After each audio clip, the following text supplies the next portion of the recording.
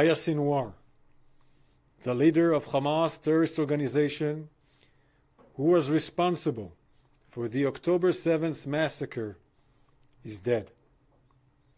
Sinwar was responsible for the most brutal attack against Israel in our history, when terrorists from Gaza invaded Israel, massacred Israelis in their homes, raped our women, burned entire families alive, and took over 250 men, women, children, and babies hostage into Gaza.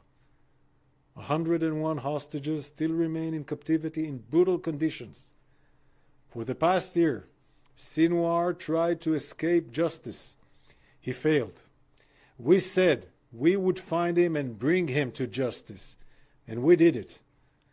It was Yahya Sinwar who decided to wage war with Israel while hiding behind civilians in Gaza.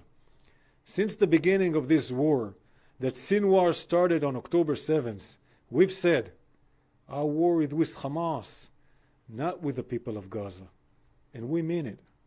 We are working to increase the amount of humanitarian aid, including food, water, and medicine, that goes into Gaza, to the people of Gaza who are suffering because of Yahya Sinwar. On this day, our thoughts are with the families of those murdered or kidnapped because of Sinwar.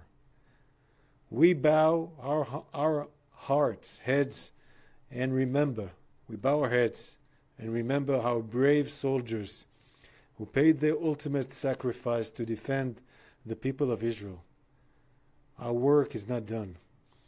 We will not rest until we bring home all our hostages by any means, and we will continue to operate until we complete all our missions in defense of the people of Israel. Thank you.